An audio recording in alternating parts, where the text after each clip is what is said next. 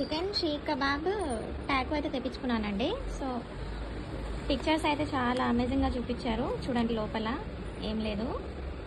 Okay okay, ఇదైతే సాఫ్ట్గా అయిపోయింది. టాకో వచ్చేసి క్రిస్పీగా ఉంటుంది కదా, ఇది వచ్చేసి చాలా సాఫ్ట్గా అయిపోయింది.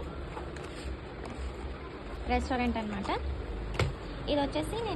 ఇది బాగుంది చూడండి. ఇంకా చీజ్ పిజ్జా అయితే స్లైస్ అయితే తెప్పించుకున్నాను.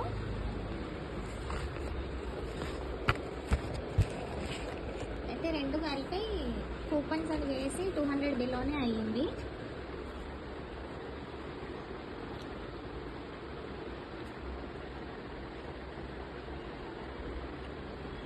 టేస్ట్ బాగుంది.